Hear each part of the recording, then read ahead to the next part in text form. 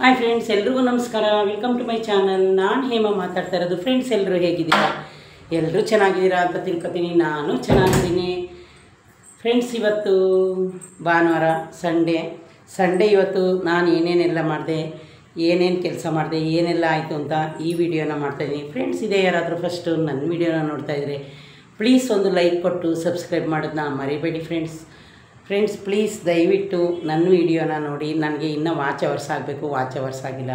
ನನಗೆ ವೀಡಿಯೋ ಮಾಡೋಕ್ಕೆ ಟೈಮ್ ಇಲ್ಲ, ಬರೀ ರೀಲ್ಸ್ ಮಾತ್ರ ಮಾಡ್ತಾಯಿದ್ದೀನಿ ಫ್ರೆಂಡ್ಸ್. ಆದರೆ ಫ್ರೆಂಡ್ಸ್, ನನ್ನ ರೀಲ್ಸು ಒಂದು ದಿನಕ್ಕೆ 9,000 10,000 ಈ ಥರ ಎಲ್ಲ ಆಗ್ತಾಯಿದೆ ಫ್ರೆಂಡ್ಸ್. ಎಲ್ಲರೂ ಇವಾಗ ಏನು ಗೊತ್ತಾ, ಒಂದೇ ನಿಮಿಷದ ವೀಡಿಯೋ ನೋಡ್ತಾರೆ. ಇದು 10 ನಿಮಿಷ 15 ನಿಮಿಷ ವೀಡಿಯೋ ಮಾಡೋದನ್ನ ಯಾರೂ ನೋಡೋದೇ ಇಲ್ಲ.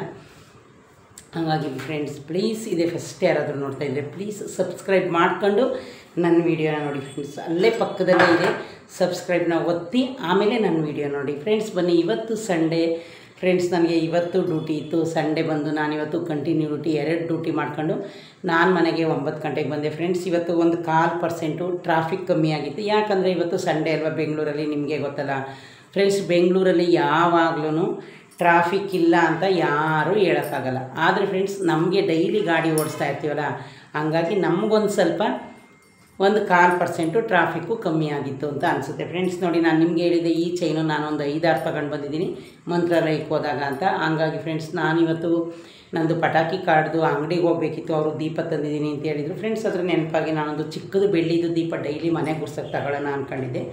ಅದನ್ನು ನಾನು ನಾಳೆ ಏನಾದರೂ ಹೋದರೆ ನಿಮಗೆ ತಂದು ತೋರಿಸ್ತೀನಿ ಫ್ರೆಂಡ್ಸ್. ಅದು ನಾನು ಕಮ್ಮಿದೆ ಹೇಳಿದೆ. ನಮ್ಮದು 1 ವರ್ಷ ಆಗಿತ್ತು ಕಟ್ಟಿ. ನಾನು ಇವತ್ತು ಎಲ್ಲೂ ಹೋಗೋಕ್ಕಾಗಲಿಲ್ಲ. ನಾಳೆ ಬಂದು ಫಸ್ಟ್ ಶಿಫ್ಟ್ ಇದೆ ಫ್ರೆಂಡ್ಸ್. ಮತ್ತು ನಾನು 6 ಗಂಟೆಗೆಲ್ಲ ಡ್ಯೂಟಿಗೆ ಹೋಗಬೇಕು. ಇವಾಗ ಇನ್ನೇನು ಫ್ರೆಂಡ್ಸ್, ಎಲ್ಲ ನನ್ನ ಮಗಳೇ ನನ್ನ ಕೆಲಸ ಮನೆದು ಆಗೋಗೈತೆ. ನಂದು ಇವಾಗ ಬಟ್ಟೆ ಐರನ್ ಮಾಡ್ಕೊಳ್ಳೋದು ಅಷ್ಟೇ ಉಳಿದಿರೋದು. ಬಟ್ಟೆನೂ ವಾಶ್ ಮಾಡಿ ಹಾಕಿದ್ದೀನಿ. ಏನೋ ಫ್ರೆಂಡ್ಸ್, ಮಳೆ ಮಧ್ಯಾಹ್ನ ಒಂದು 4 o'clock 5 o'clock ಹಂಗೆ ಫ್ರೆಂಡ್ಸ್ ಸ್ವಲ್ಪ ಮಳೆ ಬಂತು. ಆದರೆ ನೋಡಿದ್ರೆ ಮತ್ತೆ ಬರಲಿಲ್ಲ. ನಾನೆಲ್ಲೋ ಜೋರಾಗಿ ಮಳೆ ಬರ್ತಾಯಿದ್ದೇನೋ ಅಂತ ಅಂದ್ಕೊಂಡಿದ್ದೆ. ಹಂಗಾಗಿ ಫ್ರೆಂಡ್ಸ್, ನಾನು ಬೆಳಗ್ಗೆ ಇವತ್ತು ಏನು ನಾಷ್ಟ ಮಾಡಿದೆ ಅಂದರೆ ಅಕ್ಕಿ ರೊಟ್ಟಿ ಮಾಡಿದೆ. ನೆನ್ನೆದೇ ಸ್ವಲ್ಪ ಚಟ್ನಿ ಇತ್ತು ಫ್ರೆಂಡ್ಸ್. ಹಂಗಾಗಿ ರೈಸ್ ಮಾಡ್ಕೊಂಡು ಫ್ರೆಂಡ್ಸ್, ನಾನು ಮ್ಯಾಂಗೋದು ಉಪ್ಪಿನಕಾಯಿ ಮಾಡಿದ್ದೀನಿ.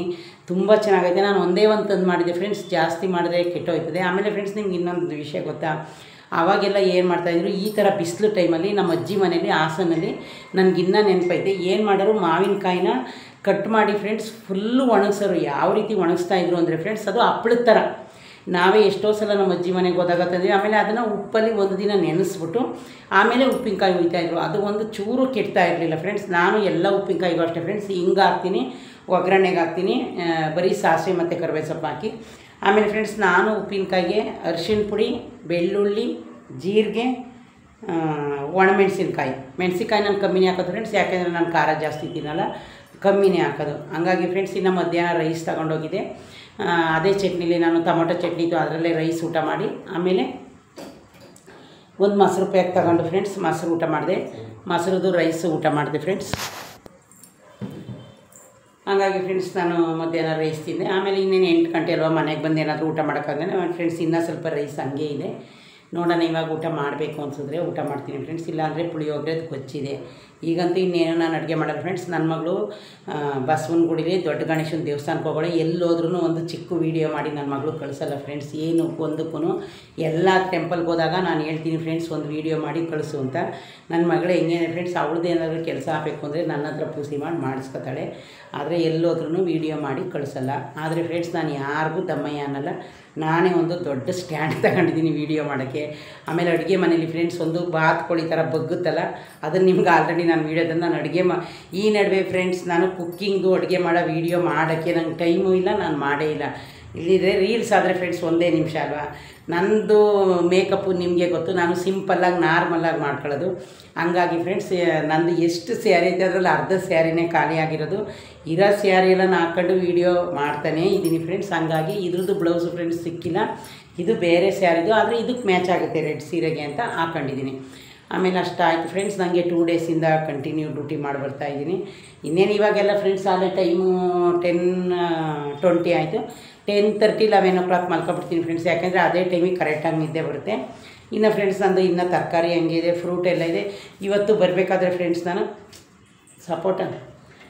ಸಪೋಟ ಮತ್ತು ಪಪ್ಪಾಯಿ ಮಾತ್ರ ತಂದಿದ್ದೀನಿ. ಸಪೋಟನ ಫ್ರೆಂಡ್ಸ್ ಕಾಯಿ ಥರನೇ ತಂದಿದ್ದೀನಿ. ಹಂಗಾಗಿ ಫ್ರೆಂಡ್ಸ್, ನಮ್ಮೂರಲ್ಲಿ ಇವತ್ತು ನಮ್ಮ ಅದಕ್ಕೆ ಫೋನ್ ಮಾಡಿದರು. ಇವಾಗ ಜಸ್ಟ್ ಫ್ರೆಂಡ್ಸ್ ಏನೋ ನಮ್ಮೂರಲ್ಲಿ ನಮ್ಮ ಪಕ್ಕದ ಮನೆ ಹುಡುಗ ವಯಸ್ಸಾಗಿರೋದು ಪಾಪ ತೀರೋಗೈತಂತೆ ಫ್ರೆಂಡ್ಸ್. ಏನೋ ಒಂದು 3-4 ಡೇಸಿಂದ ನನಗೂ ಕನಸಲ್ಲಿ ಕೆಟ್ಟ ಕನಸೇ ಬರ್ತಾಯಿತ್ತು. ನಿಮಗೆ ಗೊತ್ತಲ್ಲ, ನಮಗೇನಾದರೂ ಹೂವು ಬಳೆಗಳು, ನನಗಂತೂ ಫ್ರೆಂಡ್ಸ್ ಯಾವಾಗಾದರೂ ಹೂವು ಬಳೆ ಮತ್ತು ಟೆಂಪಲ್ಲು ಏನಾದರೂ ಒಂದು ಕಾಣಿಸ್ಕೊತು ಅಂದರೆ ನಾನು ಈಗೊಂದು 3-4 ಡೇಸಲ್ಲೇ ಅಂದ್ಕೊಂಡಿದ್ದೆ ಯಾರಾದರೂ ಸಾಯ್ತಾರೆ, ಏನೋ ಆಗ್ಬೋದು ಅಂತ ಫ್ರೆಂಡ್ಸ್. ಇವತ್ತು ನಮ್ಮ ವರ್ಕ್ ಪ್ಲೇಸಲ್ಲೂ ಒಂದು ಸಾವಾಗಿತ್ತು. ಮತ್ತು ಈಗ ನೋಡಿ ನಮ್ಮ ತಾಯಿ ಮನೆಯಲ್ಲೂ ನಮ್ಮ ಪಕ್ಕದ ಮನೆಯೇ ಒಂದು ವಯಸ್ಸು ಹುಡುಗ ನೇಣು ಹಾಕೊಂಡು ಸತ್ತೋಗಿದ್ದಾರಂತೆ.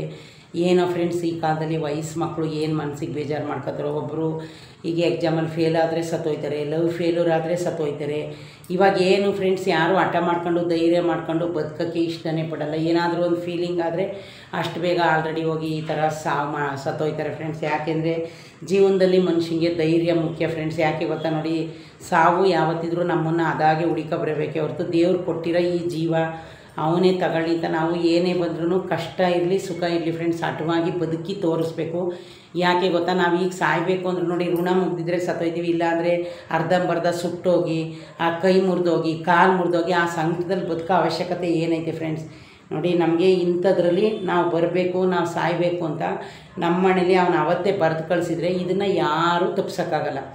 ಅದಕ್ಕೋಸ್ಕರ ಫ್ರೆಂಡ್ಸ್ ನಾನು ಎಲ್ರಿಗೂ ಹೇಳ್ತೀನಿ, ಯಾರುವೇ ದಯವಿಟ್ಟು ನೇಣು ಹಾಕೊಳ್ಳೋದು, ಒಳೆ ಬಿದ್ದು ಸಾಯೋದು, ಬಾವಿ ಬಿದ್ದು ಸಾಯೋದು, ಭಯ ಬಿದ್ದು ಸಾಯೋದು, ಫೇಲ್ ಆದರೆ ಹೋದರೆ ಹೋಗಲಿ ಬಿಡಿ ಫ್ರೆಂಡ್ಸ್, ಏನು ಎಲ್ಲರೂ ಪಾಸಾಗೆ ಬದುಕಬೇಕಾ?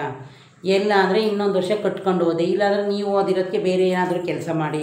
ನಾನು ಫ್ರೆಂಡ್ಸ್ SLCನೇ ಓದಿರೋದು, ಏನು ಮಾಡೋದು? ಇವಾಗ ನಾನು ಹೌಸ್ ಕೀಪಿಂಗ್ ಸೂಪರ್ವೈಸರಾಗಿ ಕೆಲಸ ಮಾಡ್ತಾಯಿದ್ದೀನಿ. ಈ ಜಾಸ್ತಿ ಓದಿರೋದಕ್ಕಿಂತ ಜಾಸ್ತಿ ಕೆಲಸ ಮಾಡ್ತಾಯಿದ್ದೀನಿ ನಾನು ಇವಾಗ. ಏನು ಮಾಡೋಕ್ಕಾಗುತ್ತೆ? ಎಲ್ಲ ಸಿಸ್ಟಮ್ ವರ್ಕ್ ಮಾಡ್ತಾರೆ, ಇಂಗ್ಲೀಷ್ ಮಾತಾಡ್ತಾರೆ, ಹಿಂದಿ ಮಾತಾಡ್ತಾರೆ, ಅದು ಅವ್ರವ್ರ ಇಷ್ಟ ಫ್ರೆಂಡ್ಸ್, ಅವ್ರವ್ರಿಗೆ. ಅದರಲ್ಲಿ ಏನಕ್ಕೆ ನೇಣು ಹಾಕೊಂಡು ಸಾಯಬೇಕು? ನೋಡಿ ಅವ್ರಿಗೆ ಒಳ್ಳೆ ಕೆಲಸದಲ್ಲಿದ್ದ, ಚೆನ್ನಾಗಿದ್ದ, ಎಲ್ಲ ಆಗಿ ಈ ಥರ ಆಗೈತೆ ಪಾಪ. ಏನೋ ಫ್ರೆಂಡ್ಸ್, ನಾನು ಸ್ವಲ್ಪ ಚಿಕ್ಕವರಿದ್ದಾಗ ನೋಡಿದೆ, ಇವಾಗ ಬೇಜಾರಾಯ್ತು. ನಮ್ಮ ಅದಕ್ಕೆ ಫೋನ್ ಮಾಡಿದರು, ಫೋನ್ ಮಾಡಿಬಿಟ್ಟು ಈ ಥರ ಹಿಂಗೆ ಆಗಿದೆ ಕಣೆ, ನೇಣು ಹಾಕೊಂಡು ಸತ್ತೋಗಿ ಫ್ರೆಂಡ್ಸ್. ನಾವು ನಮ್ಮ ಅದಕ್ಕೆ ಹೋಗೇ ಬಾರೆ ಅಂತಲೇ ಮಾತಾಡ್ಸೋದು. ಯಾಕೆಂದರೆ ನಾವಿಬ್ಬರು ಫ್ರೆಂಡ್ಸ್ ಆಗಿದ್ದು. ಫ್ರೆಂಡ್ಸ್ ಆದಮೇಲೆ ಅವರು ನಮ್ಮ ಮನೆಗೆ ಸೊಸೆಯಾಗಿ ಬಂದಿದ್ದು. ನಮ್ಮ ಅಣ್ಣ ಲವ್ ಮಾಡಿ ಮದುವೆ ಮಾಡ್ಕೊಂಡಿದ್ದು. ಹಂಗಾಗಿ ನಾನು ಅವ್ರನ್ನ ಹೋಗೇ ಬಾರೆ ಅಂತ ಹೆಸರು ಹಿಡ್ದೇ ಕರೆಯೋದು. ನಾನೇನು ಅದಕ್ಕೆ ಅಂತ ನಾವು ಮಾಮೂಲಿ ರೆಸ್ಪೆಕ್ಟ್ ಕೊಟ್ಟೆ ಮಾತಾಡ್ತೀವಿ ಫ್ರೆಂಡ್ಸ್. ಆದರೆ ನಾವು ನೇಮೇ ಕರಿತೀವಿ. ನಾವು ಹೋಗೇ ಬಾರೆ ಅಂತಲೇ ಫ್ರೆಂಡ್ಸ್ ಥರನೇ ಮಾತಾಡೋದು ಫ್ರೆಂಡ್ಸ್. ನಮಗೂ ಏಜ್ ಆಗಿದೆ, ಅವ್ರಿಗೂ ಏಜ್ ಆಗಿದೆ. ಅವಳಿಗೂ ಮಗ ಮದುವೆಯಾಗಿ ಮೊಮ್ಮಗ ಆಗವನೇ, ನನಗೂ ಮಕ್ಕಳನ್ನ ಮದುವೆ ಮಾಡಿದರೆ ಇಷ್ಟೊತ್ತಿಗೆ ಮೊಮ್ಮಕ್ಕಳು ಆಯ್ತಾಯಿತ್ತು. ಹಂಗಾಗಿ ಫ್ರೆಂಡ್ಸ್ ನಾನು ಇದುವರೆಗೂ ನಾವು ಹೆಸರು ಹಿಡ್ದೇ ಕರೆಯೋದು. ಅವಳು ಅಷ್ಟೇ, ನಾನು ಅಷ್ಟೇ. ನಾವು ಏನು ಏಜ್ ಲೆಕ್ಕ ಹಾಕಲ್ಲ. ಅವತ್ತಿಂದ ಇವತ್ತಿಗೂ ಫ್ರೆಂಡ್ಸ್ ನಾವು ಹೆಸರು ಹಿಡ್ದೇ ಕರೆಯೋದು. ಅವರು ಇವಾಗ ಫೋನ್ ಮಾಡಿ ಆ ಥರ ಹೇಳಿದ್ರು ಫ್ರೆಂಡ್ಸ್. ಸ್ವಲ್ಪ ನನಗೂ ಮನಸ್ಸಿಗೆ ಬೇಜಾರಾಯಿತು. ಯಾಕೆಂದರೆ ನಮ್ಮೂರು, ನಮ್ಮ ಪಕ್ಕದ ಮನೆಯವರು ಅಂದಾಗ ನಿಮಗೆ ಗೊತ್ತು ಎಷ್ಟು ಬೇಜಾರಾಗುತ್ತೆ ಅಂತ. ಪಾಪ ಏನಾಗಿತ್ತು ಅಂತ ಗೊತ್ತಿಲ್ಲ, ಅವರು ಅಷ್ಟೇ ಹೇಳಿದ್ದು. ಯಾಕಂದರೆ ಅವ್ರಿಗೂ ನಮ್ಮ ಅಕ್ಕೆಗೂ ಸ್ವಲ್ಪ ಹೆಲ್ತ್ ಇಶ್ಯೂ ಇರೋದ್ರಿಂದ ನಾವು ಜಾಸ್ತಿ ಏನು ಅವರು ಇದು ಮಾಡ್ಕೊಳ್ಳಲ್ಲ. ಹುಷಾರಾಗಿದ್ದಾರೆ, ಸ್ವಲ್ಪ ಅವ್ರಿಗೆ ಹೆಲ್ತ್ ಇಶ್ಯೂ ಇತ್ತು ಫ್ರೆಂಡ್ಸ್. ಇವಾಗ ಹಾಸ್ಪಿಟ್ಲಿಗೆ ಹೋಗಿ ಎಲ್ಲ ಇದಾದಮೇಲೆ ಕ್ಲಿಯರಾಗಿ ಹುಷಾರಾಗಿದ್ದಾರೆ.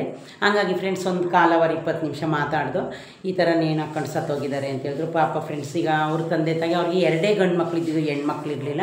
ಆಮೇಲೆ ಫ್ರೆಂಡ್ಸ್ ಇನ್ನೊಂದು, ನಾವು ಯಾವಾಗ ಹೋದ್ರೂ ಅವ್ರ ಮನೇಲಿ ಬೆಣ್ಣೆ ತಗೊಬರ್ತಾಯಿದೆ ಫ್ರೆಂಡ್ಸ್.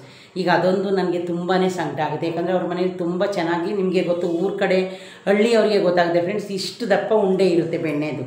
ನಮಗೆ ಅವ್ರ ಮನೆ ಬೆಣ್ಣೆ ಅಂದರೆ ನಮ್ಮ ಮನೇಲಿ ನಮಗೆ, ನಮ್ಮ ಮಕ್ಕಳಿಗೆ, ನಮ್ಮ ಸಿಸ್ಟರ್ಗೆ, ನಮ್ಮ ಮನೆ ರಿಲೇಷನ್ಗೆ, ಮತ್ತು ನಮ್ಮ ಎಷ್ಟೋ ಜನ ಅಣ್ಣ ತಮ್ಮದಿರ ಮನೇಲಿ, ಮತ್ತು ನಾವು ಹೆಣ್ಮಕ್ಳು ಮದುವೆ ಆಗಿದ್ದೀವಿ ಮೈಸೂರು, ಬೆಂಗಳೂರು, ಹಾಸನ ಎಲ್ಲ ಕಡೆ ಹೆಣ್ಮಕ್ಳು ಅವ್ರ ಮನೆ ಬೆಣ್ಣೆ ಅಂದರೆ ಅಷ್ಟು ಇಷ್ಟಪಡ್ತಾಯಿದ್ರು ಫ್ರೆಂಡ್ಸ್. ಯಾಕೆಂದರೆ ಅವರು ಅಷ್ಟು ಕ್ಲೀನು. ನಮ್ಮೂರಿಗೆ ಅವರು ಚೇರ್ಮನ್ರು. ನಿಮ್ಗೆ ಹಳ್ಳಿ ಕಡೆ ಇರೋರಿಗೆ ಗೊತ್ತಾರೆ, ಚೇರ್ಮನ್ರು, ಮಂಡಲ ಪಂಚಾಯತಿ ಅಧ್ಯಕ್ಷರು ಈ ಥರ ಎಲ್ಲ ಇರ್ತಾರೆ. ನಮ್ಮೂರಿಗೆ ಅವರು ಚೇರ್ಮನ್ರಾಗಿದ್ದರು. ಅವರ ಸೊಸೆ ಇವರು, ಅವರ ಮಗ ಇವರು, ಮಗನ ಮಗ ಇವಾಗ ಈ ಥರ ಆಗಿರೋದು ಫ್ರೆಂಡ್ಸ್. ನನಗೆ ತುಂಬ ಬೇಜಾರಾಗೋಯಿತು. ಯಾವಾಗ ನೋಡಿದ್ರು ಅವರು ಬೆಣ್ಣೆನ ಕೊಡ್ತಾಯಿದ್ರು, ನಮಗೆ ತಗೊಂಡು ಬರ್ತಾಯಿದ್ದು.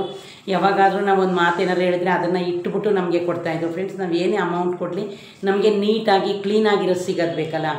ಅದೇ ತುಂಬ ಬೇಜಾರಾಯಿತು. ನಮ್ಮ ಅದಕ್ಕೆ ಫೋನ್ ಮಾಡಿ ಈ ಥರ ಹೇಳಿದ್ರು. ಏನು ಮಾಡೋದು ಫ್ರೆಂಡ್ಸ್, ಸಾವು ನೋವು ನಮ್ಮ ಕೈಲಿ ಏನೈತೆ, ಏನೂ ಮಾಡೋಕ್ಕಾಗಲ್ಲ. ಪಾಪ ಅದು ಮನಸ್ಸಿಗೆ ಏನು ಬೇಜಾರಾಯಿತು, ಏನಾಯಿತು ಫ್ರೆಂಡ್ಸ್, ನಾವೆಲ್ಲದಕ್ಕೂ ತಪ್ಪು ತಿಳ್ಕೊಳಕ್ಕಾಗಲ್ಲ. ಅವ್ರವ್ರ ಮನಸ್ಸು ಆ ಟೈಮ್ಗೆ ದೇವರು ಅವನ ಮೇಲೆ ಯಾಕೆ ಭಾರ ತಗೋಬೇಕು, ಏನಾದರೂ ಒಂದು ಬೇರೆ ಕಡೆಗೆ ತಿರ್ಸಿ ಈ ಥರ ಸಾವು ಮಾಡ್ತಾನೋ ಏನೋ. ಕಂಡಿರೋರು ಯಾರು ಫ್ರೆಂಡ್ಸ್, ಇದನ್ನು ಯಾರೂ ಕಂಡುಹಿಡಿಯೋಕ್ಕಾಗಲ್ಲ. ಏನು ಹೇಳ್ತೀರ ಫ್ರೆಂಡ್ಸ್? ಹಂಗಾಗಿ ಸಾವಾಗೈತಂತೆ, ಏನು ಮಾಡೋದು ಫ್ರೆಂಡ್ಸ್, ನಾವಂತೂ ಹೋಗೋಕ್ಕಾಗಲ್ಲ. ಇವಾಗಲೇ ಸಾವಾಗಿರೋದು ಅಂತ ಹೇಳಿದ್ರು. ವಯಸ್ಸು ಹುಡುಗ, ಒಂದು ಇಬ್ಬರು ಗಂಡು ಮಕ್ಕಳು, ಈಗ ಒಬ್ಬ ಈ ಥರ ಮಾಡ್ಕೊಂಡಿದ್ದೆ. ಇನ್ನೂ ಮದುವೆ ಆಗಿಲ್ಲ ಅನಿಸುತ್ತೆ. ನನ್ನ ಮಗಳಿಗಾದರೆ ಎಲ್ಲ ಗೊತ್ತಿರುತ್ತೆ ಫ್ರೆಂಡ್ಸ್. ಯಾಕೆ ಅಂದರೆ ನಮಗಿಂತ ಜಾಸ್ತಿ ನನ್ನ ಮಗಳೇ ಅಲ್ವಾ ನಮ್ಮ ತಾಯಿ ಮನೇಲಿ ಇದ್ದಿದ್ದು. ಅವಳು ಈ ಜನ್ರೇಷನ್ನು, ಈಗ ಅವ್ರ ವಯಸ್ಸು ಹುಡುಗರು ಅವ್ರು ಓದ್ತಾ ಇದ್ದಾರೋ ಕೆಲಸ ಸರಿಯೋದೋ ಎಲ್ಲ ಅವಳಿಗೆ ಗೊತ್ತಿರುತ್ತೆ. ಆಮೇಲೆ ಕೇಳಿ ತಿಳ್ಕೊತೀನಿ. ನಮ್ಮ ಅತ್ತಿಗೆ ಇಷ್ಟು ಮಾತ್ರ ಹೇಳಿದ್ರು. ಪಾಪ ಫ್ರೆಂಡ್ಸ್, ಏನು ಮಾಡೋಕ್ಕಾಗುತ್ತೆ, ಏನೋ ಅವ್ರ ತಂದೆ ತಾಯಿಗೆ ಅರಗಿಸ್ಕೊಳ್ಳೋ ಶಕ್ತಿ ಕೊಡಲಿ ಫ್ರೆಂಡ್ಸ್. ನಾವು ಏನೇ ಹೇಳಿದ್ರು ವಯಸ್ಸು ಮಕ್ಕಳಿಗೆ ಹುಟ್ಟಿದ ತಕ್ಷಣ ಸತ್ತೋದ್ರೇ ಮಕ್ಕಳನ್ನ ನೋವನ್ನ ನಮಗೆ ತಡೆಯೋಕ್ಕಾಗಲ್ಲ. ಯಾಕಂದ್ರೆ 9 ತಿಂಗಳು ಹೊಟ್ಟೆಲಿ ಒತ್ತಿರ್ತೀವಿ.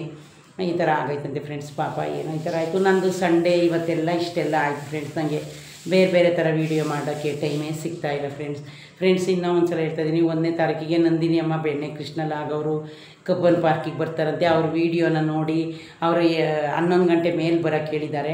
ನಾನೆಲ್ಲ ವೀಡಿಯೋದಲ್ಲೂ ಹೇಳ್ತಾನೆ ಇದ್ದೀನಿ. ಏನೋ ಅವತ್ತು ನನಗೋಗೋಕ್ಕೆ ಟೈಮ್ ಸಿಕ್ಕಿದರೆ ಸಾಕು.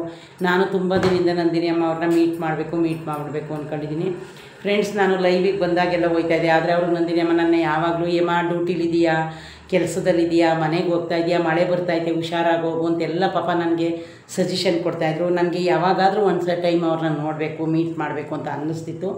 ನನಗೆ ಪ್ಯಾಲೇಸಲ್ಲಿ ಅವ್ರು ಸಿಗಲಿಲ್ಲ. ನಾನು ಪ್ಯಾಲೇಸ್ಗೆ ಹೋದಾಗ ನನಗೆ ಹೊಸ ಫ್ರೆಂಡ್ಸ್ ಸಿಕ್ಕಿದ್ರು, ದೀಪಿಕಾ ಮತ್ತು ಆಶಾ, ಪದ್ಮ ಅಂತ. ಅವರು ನನ್ನ ಫ್ರೆಂಡ್ ಆಗಿದ್ದಾರೆ ಫ್ರೆಂಡ್ಸ್. ಹಂಗಾಗಿ ಇವರು ಹೋಗ್ಬಿಟ್ಟಿದ್ರು. ಇನ್ನೊಂದು ದಿವಸ ಬಂದು ನೋಡೋಣ ಫ್ರೆಂಡ್ಸ್, ಏನಾದರೂ ಕಬ್ಬನ್ ಪಾರ್ಕಲ್ಲಿ ಅವ್ರು ಸಿಕ್ಕಿದ್ರೆ, ಮೀಟಪ್ ಇಟ್ಕೊಂಡಿದ್ದಾರೆ, ಮೀಟ್ ಮಾಡಿದ್ರೆ ಆವಾಗ ಖಂಡಿತ ನಾನೊಂದು ವೀಡಿಯೋ ಮಾಡೇ ಮಾಡ್ತೀನಿ. ಆದರೆ ಈಗ ಅವರು ನನ್ನ ಮರ್ತ್ಕೊಂಡಿದ್ದಾರೆ. ಒಟ್ಟಲ್ಲಿ ಕಮೆಂಟಲ್ಲಿ ಏನಾದರೂ ನಾನು ಹಾಕಿದ್ರೆ ಅವರು ನನಗೆ ಕಮೆಂಟ್ ಮೂಲಕ ತಿಳಿಸ್ತಾರೆ. ನಾನು ಅವತ್ತು ಬೇಕು ಅಂತಲೇ ನನ್ನ ನೆನಪು ಮಾಡ್ಕೊಂಡಿದ್ದಾರೋ ಮರ್ತಿದ್ದಾರೋ ಅಂದ್ಬಿಟ್ಟು, ಅಮ್ಮ 5 ಜನಕ್ಕೆ ಊಟ ಥರ ಕೇಳಿದ್ದೀರಲ್ಲ, ವಾಟ್ರ್ ತರೋದು ಬೇಡ ಅಂತ ಹಾಕಿದೆ. ಅದಕ್ಕೆ ಅವರು ಊಟ ತಂದಮೇಲೆ ವಾಟ್ರ್ ತರದೇ ಇರ್ತಾರ ಅಂತ ಮೆಸೇಜ್ ಹಾಕಿದರು. ಇಷ್ಟು ಫ್ರೆಂಡ್ಸ್. ಯಾವಾಗಲೂ ಲೈವಲ್ಲಿ ಬಂದಾಗ ನಾನು ಹೋಗ್ತದೆ, ಆವಾಗ ಅವರು ನನ್ನ ನೆನ್ಪಿಟ್ಕೊಂಡು ಡ್ಯೂಟಿಲಿದೆಯಾ, ಮನೇಲಿದೆಯಾ ಏಮಾ ಅಂತ ಕೇಳ್ತಿದ್ರು. ಮಳೆ ಬರ್ತಾಯಿದೆ, ಹುಷಾರಾಗಿ ಹೋಗು ಅಂತ ಹೇಳ್ತಾಯಿದ್ರು. ಹಂಗಾಗಿ ಫ್ರೆಂಡ್ಸ್ ನನಗೆ ಸಿಕ್ಕೇ ಇಲ್ಲ. ನೋಡೋಣ, ಋಣ ಇದ್ದರೆ 1ನೇ ತಾರೀಕು ಕಬ್ಬನ್ ಪಾರ್ಕಿಗೆ ನಾನು ಹೋಗ್ತೀನಿ. ಅದು ಮಕ್ಕಳದು ಟ್ರೈನ್ಗೆ ಟಿಕೆಟ್ ಕೊಡ್ತಾರಂತಲ್ಲ, ಆ ಗೇಟು ಅಂತ ಹೇಳಿದ್ದಾರೆ. ಅಲ್ಲೇನು ಕಬ್ಬನ್ ಪಾರ್ಕಲ್ಲಿ ಹೋದರೆ ಹೇಳ್ತಾರೆ ಬಿಡಿ ಫ್ರೆಂಡ್ಸ್, ಏನು ತೊಂದರೆ ಇಲ್ಲ. ನಾವು ಅದಲ್ಲದೆ ಬೆಂಗಳೂರಲ್ಲಿ ಇರೋದಲ್ವ, ಅವರು ಬೆಂಗಳೂರಲ್ಲಿ ಇರೋರನ್ನೇ ಬನ್ನಿ ಅಂತ ಹೇಳಿದ್ದಾರೆ. ಅಕಸ್ಮಾತ್ ಆದರೆ ಮೀಟ್ ಮಾಡೋಣ ಅಂದ್ಕೊಂಡಿದ್ದೀನಿ. ಅಂದಮೇಲೆ ಫ್ರೆಂಡ್ಸ್, ನಂದು ಇನ್ನೂ 3 ತಿಂಗಳು ಬಂದರೆ 1 ವರ್ಷ ಆಗುತ್ತೆ ನನ್ನ ಚಾನಲ್ಗೆ. ಅಲ್ಲಿ ಯಾರಾದರೂ ನಮ್ಮ ಕನ್ನಡ ಕ್ರಿಯೇಟರ್ ಆಗಲಿ ಯಾರಾದರೂ ಸಿಕ್ಕಿದ್ರೆ ಸ್ವಲ್ಪ ನನ್ನ ಚಾನಲ್ನೂ ಟೈಮ್ ಇದ್ದರೆ ಚೆಕ್ ಮಾಡಿಸ್ಕೊತೀನಿ ಫ್ರೆಂಡ್ಸ್. ಇಲ್ಲ ಅಂದರೆ ಇಲ್ಲ. ಯಾಕಂದರೆ ನನಗಿನ್ನೂ ಏನು ನನ್ನ ಚಾನಲ್ ಯಾವ ಥರ ಐತೆ ಏನೈತೆ ಅದ್ರ ಬಗ್ಗೆ ಗೊತ್ತಾಗಲಿಲ್ಲ. ವಾಚ್ ಅವರ್ಸ್ ಆಗ್ತೈತೆ, ವ್ಯೂಸ್ ಆಗ್ತೈತೆ, ವೀಡಿಯೋ ಹಾಕ್ತಾಯಿದ್ದೀನಿ.